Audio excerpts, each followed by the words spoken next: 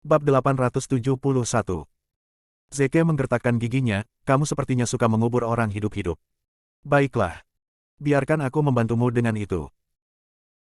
Zeke menendang perutnya, melemparkannya ke udara dan menyebabkan dia mendarat di kuburan Sander. Sander baru saja digali, jadi nih. Mor dan Sander tampak seperti dua mayat yang berdampingan. Ah. Tidak, tidak. Mrs. Mor menjerit-jerit. Zeke akan menguburku hidup-hidup juga. Zeke mengambil sekop dan mulai mengubur mereka tanpa ragu-ragu saat orang banyak menyaksikan dalam diam. Setan itu melakukannya lagi. Namun, tak satu pun dari mereka menentang Zeke. Karena nih, Mor berniat mengubur orang lain hidup-hidup, dia hanya mendapatkan apa yang dia minta. Saat Zeke menguburnya, dia memiliki ekspresi sobek. Dia bergumam pada dirinya sendiri, jika saya membunuhnya, saya akan kehilangan satu orang untuk membawa peti mati teman saya untuk pemakaman kembali. Jika saya tidak menguburnya hidup-hidup, saya tidak akan puas dengan balas dendam saya. Apa sekarang? Apa harus saya lakukan? Keserakahan serigala segera memahami niat Zeke dan memberikan sinyal kepada ajudannya. Ajudan itu mengangguk dan membawa kepala pelayan ke kuburan. Dia menuntut, Butler, perhatikan baik-baik dia dan beritahu saya apakah dia yang memerintahkan Anda untuk menculik warga sipil yang tidak bersalah. Butler tergagap, ya, itu benar. Ajudan itu memerintahkan, teman-teman, tangkap dia. Beberapa tentara menangkap Nyonya Mor dari tanah, menyeretnya keluar, dan melemparkannya ke dalam mobil. Nyonya Mor menghela napas lega. Jauh lebih baik jatuh ke tangan militer daripada iblis itu. Ajudan memindai area dengan tatapan dingin dan menyatakan, kami telah menyingkirkan bandit, tetapi masalah ini belum terselesaikan. Kami akan menyelidiki semua orang yang bekerja dengan bandit ini. Militer pergi begitu mereka datang, meninggalkan kekacauan di belakang. Zeke melemparkan sekop ke samping dan menuju ke sisi Lesi. Lesi melompat ke pelukan Zeke dan mulai menangis.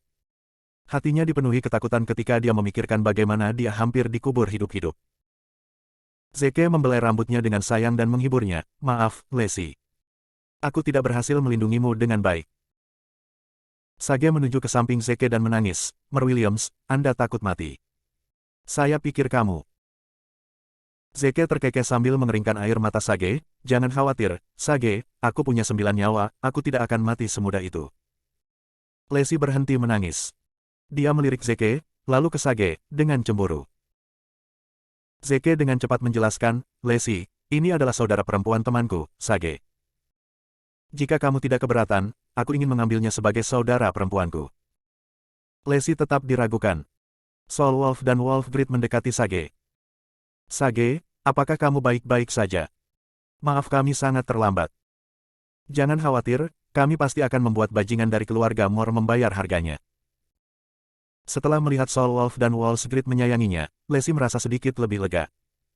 Sepertinya mereka berdua menyukai gadis kecil ini. Lesi memegang tangan Sage dan memperkenalkan dirinya, halo, Sage.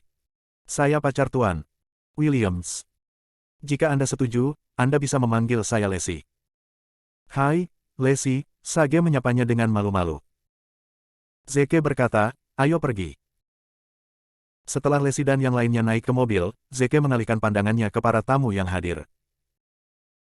Mereka semua mulai gemetar seolah-olah mereka telah melihat mesin penuai itu sendiri. Zeke mencemooh, kalian semua sepertinya suka menghadiri pemakaman. Terakhir kali aku melihat kalian, dan di sini kalian lagi. Baiklah, kalau begitu. 6 hari kemudian, sobatku akan mengadakan pemakaman kembali. Dengan rendah hati aku mengundang semua orang yang hadir untuk hadir. Kalau tidak, aku akan mengadakan pemakaman untukmu sendiri. Satu kalimat itu menimbulkan ketakutan di hati semua orang. Dia akan mengadakan pemakaman bagi siapa saja yang tidak hadir. Sungguh ancaman yang mencolok. Bab 872. Di kediaman Zeli, rumah bagi salah satu dari 4 rumah tangga utama Ateville. Helen berdandan dan menelepon beberapa teman dekat. Dia akan pergi ke Pegasus Club untuk bermain-main dengan beberapa pria. Itu adalah hari yang layak dirayakan di matanya. Saat dia selesai merias wajahnya, pintu depannya ditendang terbuka. Satu peleton personel militer lengkap bergegas masuk dan mengepungnya. Gemetar ketakutan, Helen menuntut, siapa kamu? Apa urusanmu dengan keluarga Zeli? Ajudan itu bertanya dengan dingin, apakah Anda Helen Zeli? Helen mengangguk, ya. Ajudan mengumumkan, kami menduga Anda berkolaborasi dengan bandit untuk membahayakan seorang warga sipil yang tidak bersalah. Silahkan ikuti kami. Apa? Helen merasa seolah-olah dia ketakutan di tempat. Warga sipil tak berdosa itu pasti Zeke. Brengsek. Bagaimana militer tahu tentang ini? Mereka bahkan melacaknya sampai ke saya. Nyonya Mor tidak berguna. Sampai saat ini, dia tidak tahu bahwa mereka telah menyingkirkan para bandit dan menangkap Ni Mor. Sementara itu, Lacey tidak memiliki semangat sama sekali. Selain shock karena hampir dikubur hidup-hidup, kru syutingnya juga berhenti karena risiko yang terlalu tinggi. Iklan yang telah dia rencanakan lama dan sulit akan sia-sia. Saat Zeke menghiburnya, Wall Street memanggil. Zeke mengangkat panggilan di sudut yang tenang. Keserakahan serigala bertanya, apa yang harus saya lakukan dengan Nyonya Mor dan Helen? Zeke memerintahkan, mereka tidak bisa mati. Saya membutuhkan mereka untuk membawa peti mati teman saya untuk penguburannya. Kemudian lagi, saya tidak bisa membiarkan mereka pergi begitu saja. Mereka menakuti kru film Lacey, jadi saya ingin mereka memberikan semua milik mereka. Bisnis hiburan untuk Lacey. Wall Street menjawab, anggap saja selesai. Perusahaan media keluarga Zelly dan Penguin Entertainment milik keluarga Mor bernilai setidaknya 5 miliar. Saya akan meminta mereka untuk menandatangani surat-suratnya sekarang. Setelah ia menutup telepon, Zeke diperintahkan, ayo, Lacey, mari kita melakukan perjalanan ke kepercayaan media. Dia ingin memberikan Lacey kejutan, jadi dia tidak mengatakan apa-apa tentang mengambil alih kepercayaan media. Lacey menghela napas, baiklah. Zeke bertanya, apakah kamu tidak penasaran mengapa aku membawamu ke sana? Lacey menjawab, apa yang membuat penasaran? Kami menyewa salah satu studio Trust Media, jadi semua peralatan syuting kami ada di sana. Kalau dipikir-pikir, bagaimana Anda tahu kami menyewa studio di sana? Zeke terdiam. Ini adalah yang pertama saya dengar. Saya memberi Anda seluruh media kepercayaan, idiot. Sepanjang jalan, Lacey bertanya, Zeke, bagaimana Anda menyinggung keluarga Mor? Zeke menjawab dengan jujur, keluarga Mor membunuh saudara laki-laki saya dan mencoba memaksa saudara perempuannya untuk menikah dengan mereka. Saya mengganggu pernikahan, jadi mereka menaruh dendam terhadap saya. Lacey berseru, begitu. Zeke, kamu harus berhati-hati. Keluarga Mor adalah salah satu dari 4 keluarga besar di Ateville. Mereka berpengaruh di sini dan kita bukan tandingan mereka. Lihat, mereka bahkan mengirim bandit mengejarmu. Aku bahkan mendengar bahwa Tuan Mor dikubur hidup-hidup. Mereka sekarang dalam keadaan marah dan akan mampu melakukan segala macam hal yang memuakkan. Kamu harus menghindari mereka untuk saat ini. Seluruh Ateville dipenuhi dengan berita tentang Zeke dan 4 keluarga besar, tetapi karena Lacey adalah orang luar, dia hanya menangkap sebagian kecil saja. Secara alami, dia tidak tahu bahwa Zeke bertanggung jawab atas kematian lusinan pria dari 4 keluarga besar. Zeke mengangguk, aku akan menjaga diriku sendiri. Zeke tidak ingin Lacey mengetahui hal ini agar dia bisa mempertahankan kesannya terhadapnya. Lacey sepertinya mengingat sesuatu dan menatap Zeke dengan tajam, Zeke, kenapa kamu tidak menjelaskan kepadaku mengapa militer menyelamatkanmu? Jangan bilang kamu mengirim mereka ke sini. Bab 873. Zeke panik secara internal tetapi tidak menunjukkannya di wajahnya. Dia menjelaskan, kamu terlalu banyak berpikir. Bandit-bandit ini melakukan begitu banyak hal jahat sehingga militer telah mengawasi mereka sejak lama. Saya hanya beruntung. Lacey menganggapnya dapat dipercaya dan menjawab, tidak heran. Anda belum pernah ke Ateville dan Anda bukan perwira tinggi, jadi Anda mungkin tidak bisa memimpin batalion sebesar itu. Zeke tertawa getir. Anda tidak akan percaya ini, tetapi keluarga saya, keluarga Williams, adalah keluarga terkemuka di Ateville. Saya dibesarkan di sini. Segera, mereka berdua tiba di Trust Media. Trust Media memiliki modal terdaftar 3 miliar. Itu bukan perusahaan papan atas, tetapi itu adalah perusahaan besar yang layak. Lacey dan Zeke menuju ke studio sewaan untuk melihat seorang pria gemuk mencari sesuatu di dalam. Lacey bertanya dengan cemas, Tuan. Booth, apa yang Anda lakukan di studio saya? Fatso Booth bangkit dan boneka sesuatu ke dalam saku dan bergumam, tidak banyak. Saya hanya berpikir bahwa hal-hal yang berantakan di sini, jadi saya membantu kalian untuk berkemas. Lacey tiba-tiba teringat sesuatu dan bergegas ke laci tempat Fatso meraba-raba. Wajahnya memutih seperti sprei saat dia berkeringat dingin. Dia memekik, oh tidak. Mana film yang kita siapkan untuk iklannya? Hilang. Dia memelototi Fatso But dengan tatapan curiga. Wajah Fatso memerah saat dia membuat alasan, kamu pasti salah menaruhnya. Pergi cari sendiri. Sekarang, aku pergi. Fatso kemudian bergegas pergi. Zeke bisa menebak bahwa data itu telah dicuri oleh Fatso. Dia mengangkat tangan untuk memblokirnya dan menuntut, serahkan filmnya. Fatso berpura-pura tidak tahu, saya tidak tahu apa yang Anda bicarakan. Saya belum pernah melihat film itu seumur hidup saya. Zeke melirik saku Fatso, lalu apa yang baru saja kau masukkan ke sakumu? Fatso menjawab, tidak ada. Zeke mencoba merebutnya dari tangannya, tapi Fatso lebih cepat lagi. Dia mengambil thumb drive dari sakunya dan menjepitnya menjadi dua. Ah, maafkan aku. Aku baru saja mengambil thumb drive ini dari tanah. Tidak ada gunanya bagimu sekarang, bukan? Lacey hampir menangis. Dia terisak, thumb drive itu berisi film iklan kami. Dasar gendut. Anak. Dia telah menghabiskan 1 bulan penuh untuk ini, tetapi Fatso menghancurkannya dalam sekejap. Fatso meminta maaf, saya pasti menggunakan terlalu banyak kekuatan. Tidak apa-apa, saya bersedia memberi kompensasi kepada Anda. Perusahaan kami mengkhususkan diri dalam pembuatan film untuk iklan, jadi kami dapat membantu Anda. Saya pasti akan melakukannya. Memberi kalian diskon untuk mempermanis kesepakatan. Lacey menghela napas. Karena kru syutingnya sudah mengundurkan diri, dia hanya bisa menyerahkan iklan kepada Fatso. Dia bertanya, berapa yang kamu minta? Fatso mengulurkan 2 jari. Lacey meludah, 2 juta. Itu terlalu banyak. Saya paling-paling membayar 1,5 juta, dan itu sudah menjadi batas atas harga pasar. Fatso menggelengkan kepalanya, 2 juta. Kamu pasti bercanda. Aku ingin 20 juta. Apa? Lacey sangat marah. 20 juta. Itu 10 kali lipat dari harga pasar tertinggi. Lebih baik kamu merampok bank. Fatso berpendapat, 2 juta adalah harga standar untuk tim syuting reguler. Kami adalah kru syuting khusus, jadi kami tidak berada di level yang sama. Lacey menggertakkan giginya, kamu bisa bermimpi tentang 20 juta. Bab 874.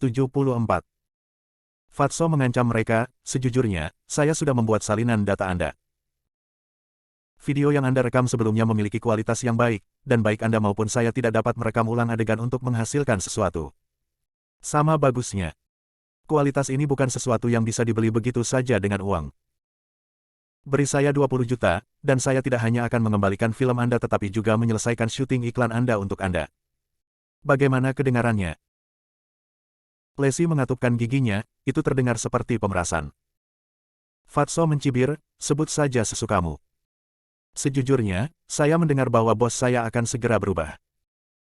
Jika saya memberitahu dia bahwa saya telah mendapatkan kesepakatan senilai 20 juta saat dia menjabat, dia bahkan mungkin mempromosikan saya untuk menjadi wakil presiden perusahaan.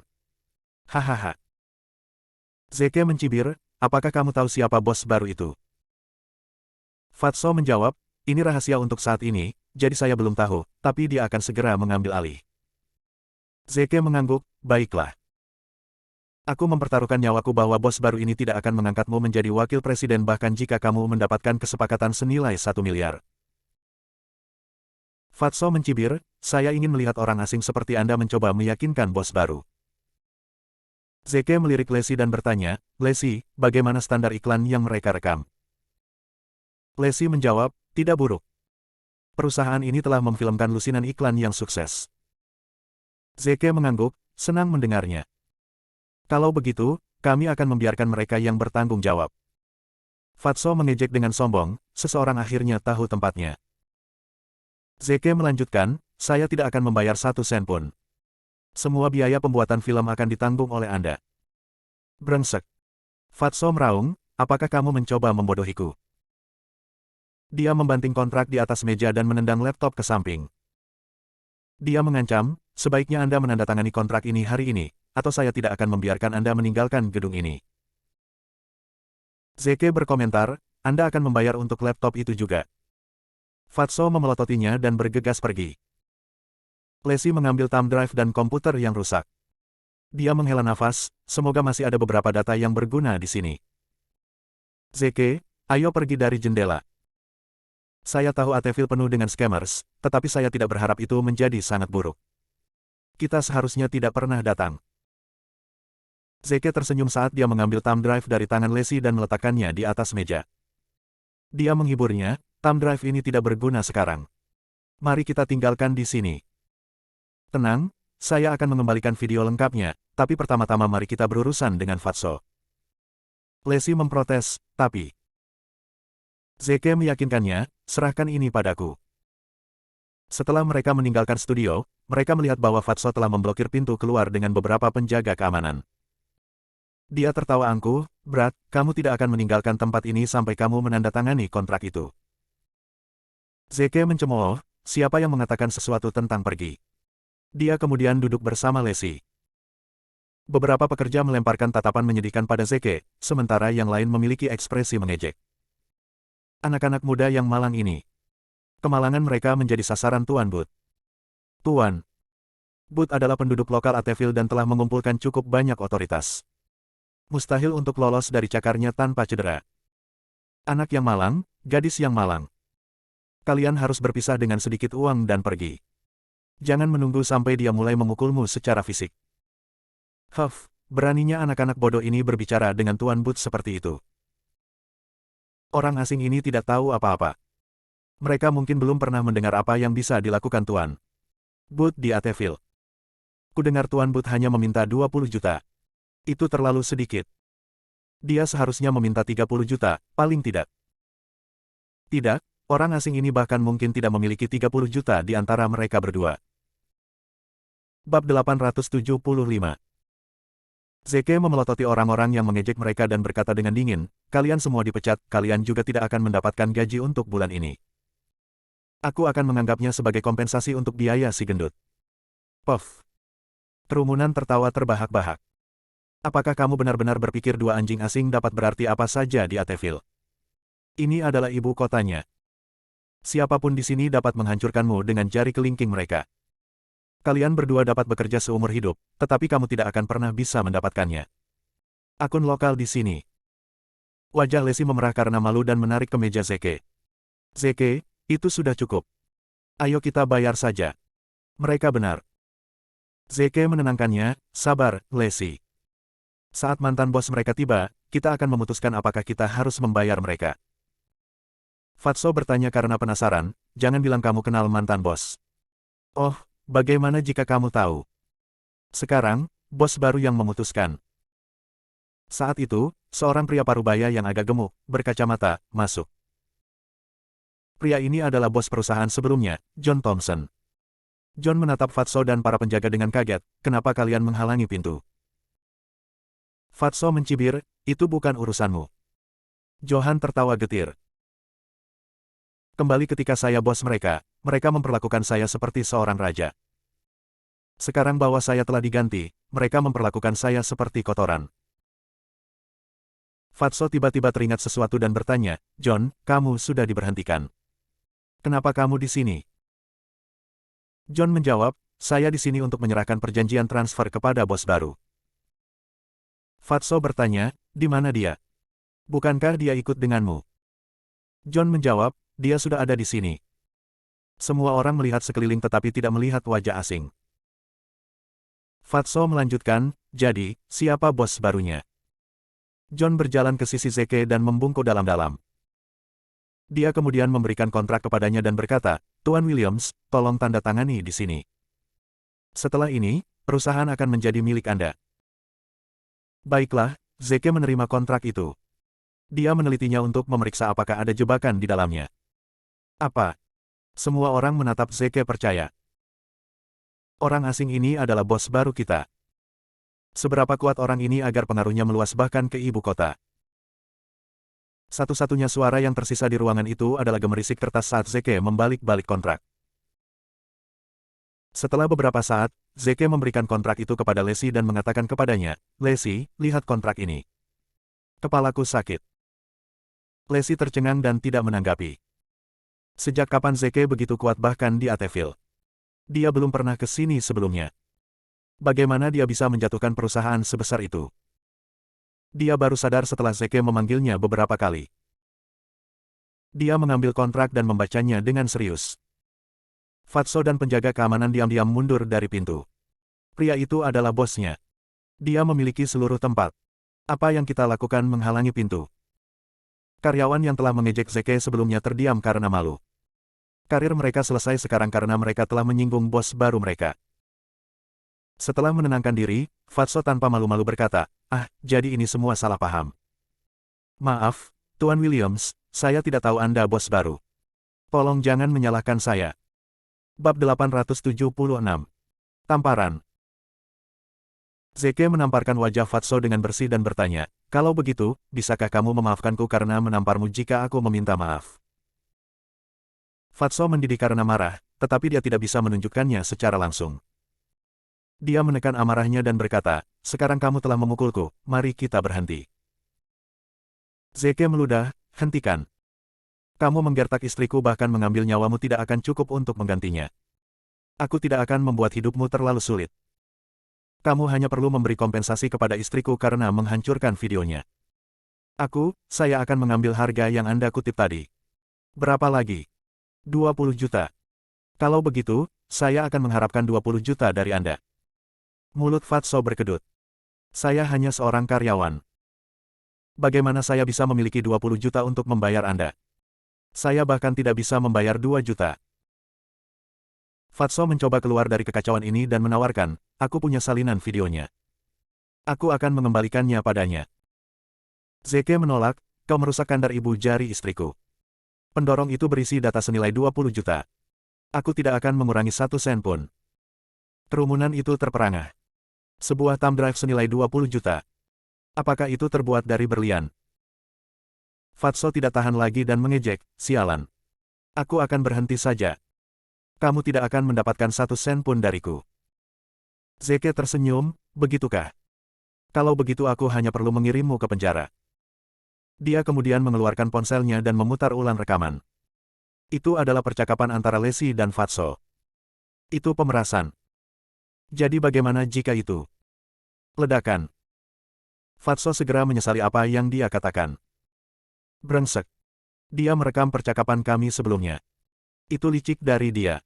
Ya ampun, pemerasan adalah kejahatan serius. Wajah Fatso berkerut.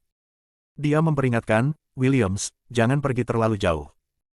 Saya akan meninggalkan barang-barang di sini hari ini. Sepupu saya, Alfred Booth, adalah petarung jalanan terbaik di sini.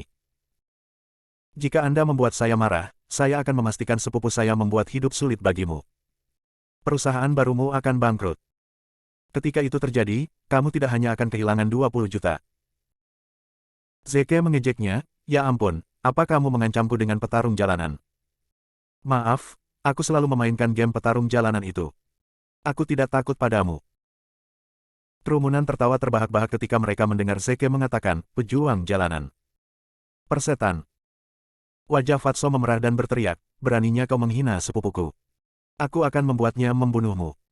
Dia kemudian membuat panggilan, bro, saya telah diganggu. Mereka menghina nenek moyang kita dan bahkan mengatakan bahwa semua Booth tidak berguna.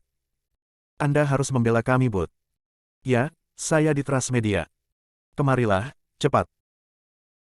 Dia kemudian menutup telepon dan mencibir dengan arogan, Brad, kamu mati. Lacey tersadar dari kegembiraannya. Dia menyarankan dengan gentar, Zeke, mari kita lupakan ini.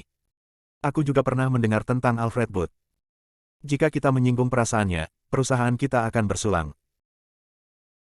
Zeke menepuk pundak Lacey dan meyakinkannya, dia hanya petarung jalanan. Tidak ada yang perlu ditakutkan. Denganku di sini, dia akan menjadi perayap jalanan, atau mungkin bahkan pengemis jalanan. Beraninya dia. Fatso sangat marah. Perayap jalanan. Pengemis jalanan. Seberapa besar Anda membenci sepupu saya? Segera, sebuah Range Rover berhenti di dekat gedung kantor Transmedia. Fatso bergegas mendekat dan membukakan pintu untuknya. Dia menyapanya, sepupu, kamu akhirnya di sini. Seorang pria kurus keluar dari mobil. Pada pandangan pertama, pria ini tampak sangat lemah. Namun, siapapun yang akrab dengan Lanskap akan tahu bahwa ada kekuatan ledakan di tubuhnya yang kecil. Dalam rentang waktu singkat setahun, dia telah dinobatkan sebagai raja dari semua pejuang jalanan. Bab 877. Alfred mengamati ruangan dengan tatapannya. Semua orang merasakan hawa dingin mengalir di tulang belakang mereka. Mereka telah menyaksikan bagaimana dia membunuh 100 gangster. Gambaran berdarah itu masih segar di benak mereka. Alfred bertanya pada Fatso, "Nah, siapa yang menghina keluarga Booth?" Fatso menunjuk Zeke dan menuduh mereka, "Itu mereka berdua." Saat Alfred mendekati Zeke, dia bertanya, "Sebaiknya kamu memastikan bahwa kamu tidak memulai pertarungan ini." Fatso merasa bersalah, tetapi dia menyatakan, "Tentu saja tidak. Setelah Anda memperingatkan saya terakhir kali, saya tidak membuat masalah apapun." Alfred mengangguk, "Seharusnya begitu. Booth tidak akan menggertak orang lain, tapi itu tidak berarti bahwa kita akan membiarkan orang lain memerintah kita." Dia menanyai Zeke dengan angkuh, "Apakah kamu yang menghina Booth dan menindas sepupuku?" Ketika Zeke melihat Alfred, dia menghela nafas. "Saya tidak ingin berurusan dengan Williams di Ateville selama perjalanan saya di sini, tetapi mereka ada di mana-mana, bukan?" Alfred Booth adalah seseorang yang Zeke kenal saat dia tinggal bersama Williams. Ketika Alfred masih muda, dia adalah seorang instruktur seni bela diri di kediaman Williams. Dia mengajar seni bela diri kepada para pemuda Williams. Secara alami, Zeke adalah salah satu muridnya. Namun, karena statusnya yang rendah dalam keluarga Williams, dia tidak lebih baik dari seorang pelayan. Alfred tidak mengajarinya apapun. Bahkan, untuk menjilat Zah, putra kesayangannya, dia bahkan mempersulit hidup Zeke. Saat itu, Zeke tidak bisa makan sampai kenyang dan disiksa oleh Alfred setiap hari. Dengan itu, ia berhasil melatih daya tahan dan kesabarannya. Ketahanan itu memungkinkan Zeke menjadi pria seperti sekarang ini. Alfred meludah dengan tidak sabar, "Hei, aku sedang berbicara denganmu. Apakah kamu menggertak sepupuku?" Zeke mendongak dan menjawab, "Sudah lama, Instruktur Booth." Alfred tercengang. "Tidak ada yang memanggilku seperti itu selama beberapa dekade. Bagaimana dia tahu bahwa saya pernah menjadi instruktur?" Dia mengamati Zeke dari atas hingga ujung kaki dan dengan cepat mengenalinya. "Kau anak yang tidak diakui itu, Zeke." Zeke sekarang menjadi pria yang mendominasi, dia bukan lagi bocah lemah dari masa lalu. Itulah mengapa Alfred tidak mengenalinya pada pandangan pertama. Zeke mengangguk, "Itu benar." Alfred menarik napas dengan tajam, "Aku tidak menyangka kamu masih hidup. Dari kelihatannya, kamu baik-baik saja." Zeke menjawab, "Kamu pasti kecewa."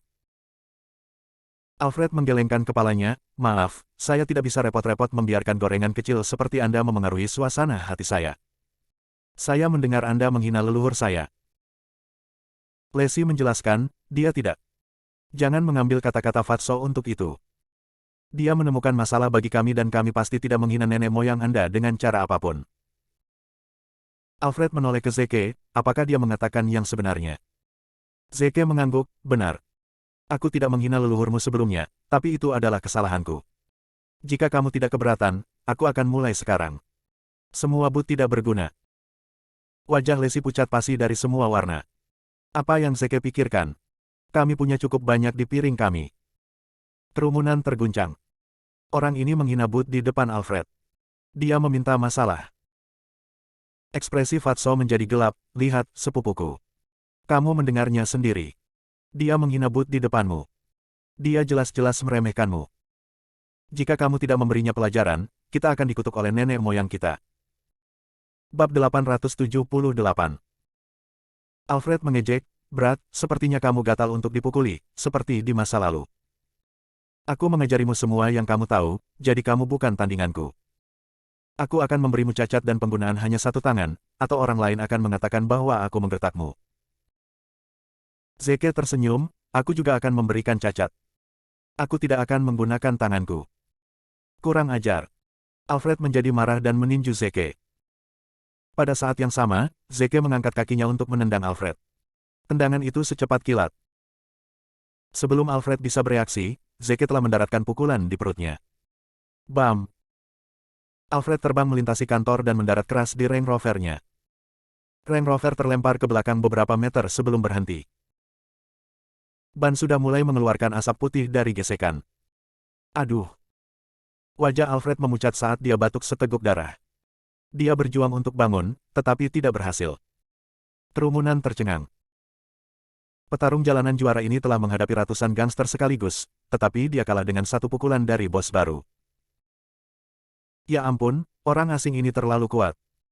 Jika Alfred bisa menghadapi 100 orang sekaligus, Zeke setidaknya bisa menghadapi 1000 orang. Para karyawan yang menghina Zeke merasa ingin lari menyelamatkan diri. Fatso gemetar ketakutan juga. Dia akhirnya mulai menyesal telah menyinggung pria ini.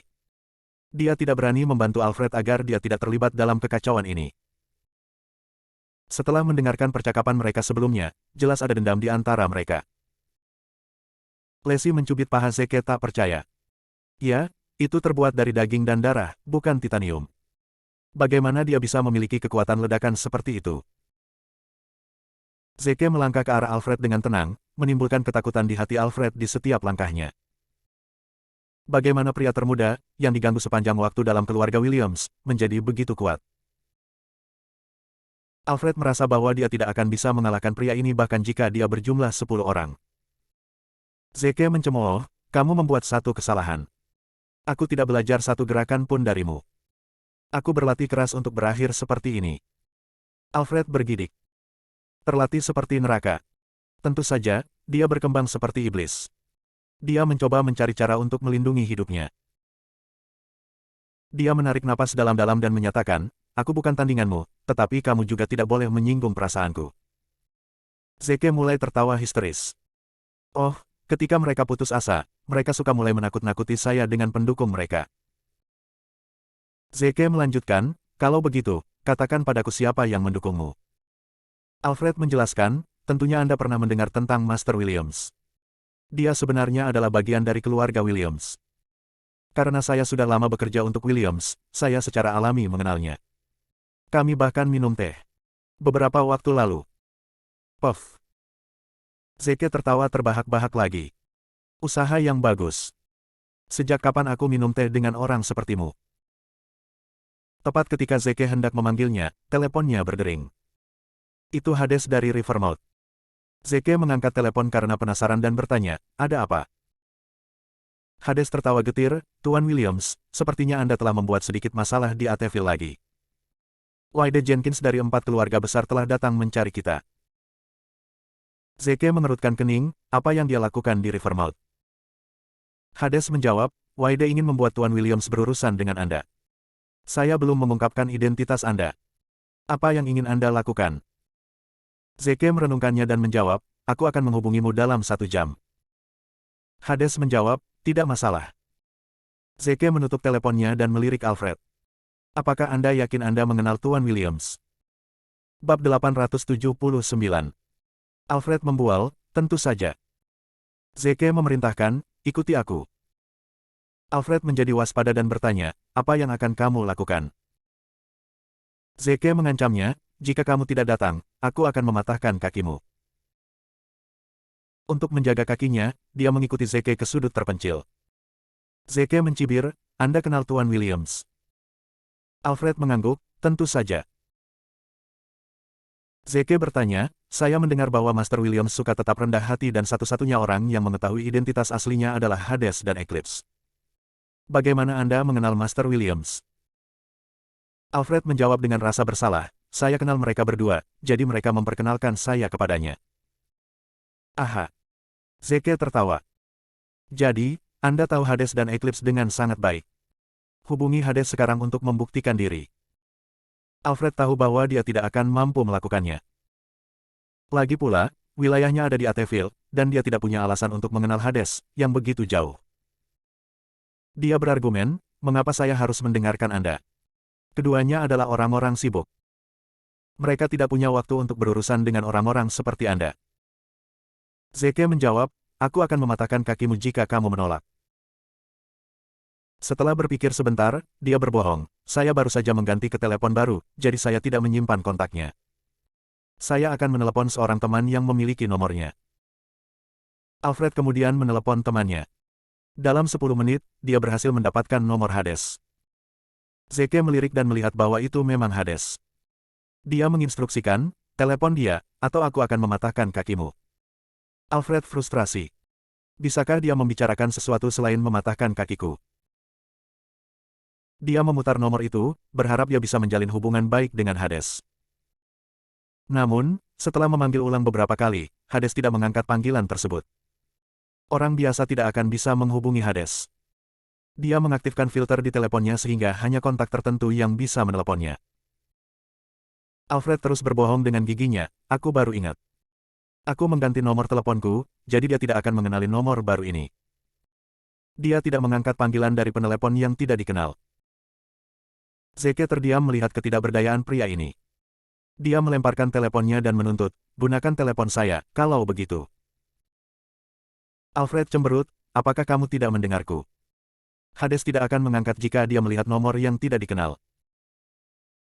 Zeke tersenyum, kau berani berasumsi bahwa aku tidak mengenalnya. Alfred melirik Zeke dengan skeptis dan memiliki firasat buruk tentang ini. Jangan bilang orang ini kenal Hades. Dia memutar nomor Hades dengan telepon Zeke dan benar saja, panggilan itu tersambung. Bahkan, itu terhubung segera. Hades menyapanya, halo, Tuan Williams. Alfred gemetar ketakutan. Brengsek. Orang ini sangat mengenal Hades. Hades bahkan memanggilnya, Tuan Williams.